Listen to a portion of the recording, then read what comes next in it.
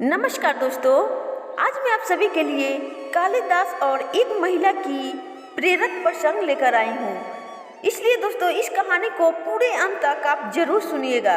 दरअसल दोस्तों एक बार कालिदास ने एक महिला से पीने के लिए पानी मांगा और कहा कि मैं मेहमान हूँ। तो पता है दोस्तों उस महिला ने क्या कहा? उस महिला ने कहा मेहमान तो दो ही है, एक धन और दूसरा यौवन। आखिर ऐसी बातें करने वाली वो महिला कौन थी और उस महिला ने ऐसा बात क्यों कहा?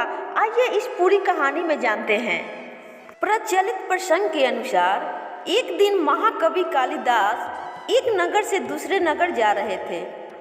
रास्ते में उन्हें प्यास लगी। वहीं उन्होंने एक कुआं देखा।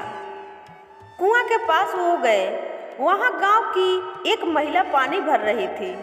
कालिदास ने महिला से कहा कि मुझे प्यास लगी है, कृपया पानी दीजिए। महिला ने कहा कि मैं आपको नहीं जानती हूँ, कृपया अपना परिचय दें, इसके बाद मैं पानी दे दूंगी। कालिदास को अपने ज्ञान पर बहुत घमंड था। उन्होंने अपना नाम ना बताते हुए कहा कि मैं मेहमान हूँ। महिला बोली कि आप मेहमान कैसे हो सकते हैं? संसार में सिर्फ दो ही मेहमान हैं, एक धन और दूसरा यौवन। गांव की महिला से बात सुनकर कालिदास हैरान रह गए। उन्हें उस महिला से ऐसी बात की उम्मीद नहीं थी। वे फिर बोले कि मैं सहनशील हूँ। महिला ने कहा कि आप सहनशील नहीं हैं। इस संसार में सिर्फ दो ही सहनशील है, एक ये धरती जो पापी और पुण्य आत्माओं का बोझ उठाती है, हमें खाने के लिए अनाज देती है। दूसरा सहनशील ये पेड़ है जो पत्थर मारने पर भी फल ही देते हैं। कालिदास ने फिर कहा कि मैं हठी हूँ। महिला बोली कि आप फिर झूठ बोल रहे हैं। हठी दो ही है, एक हमारे नाखून और दूसरे हमारे बाल। इन्हें बार बार काटने पर भी बढ़ जाते हैं।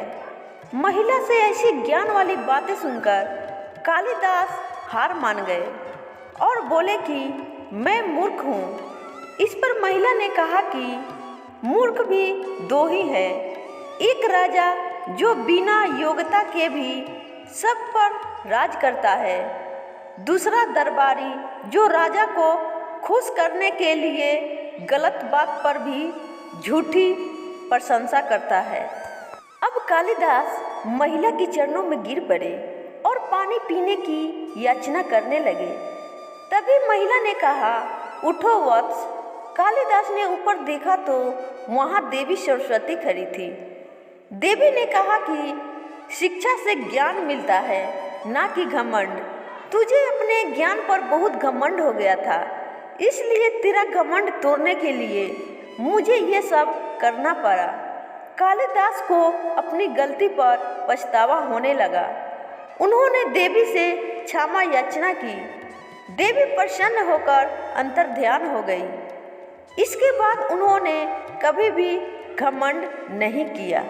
तो दोस्तों ये थी कालिदास और सरस्वती माता की प्रश्नोत्तरी ज्ञानवर्धक कहानी।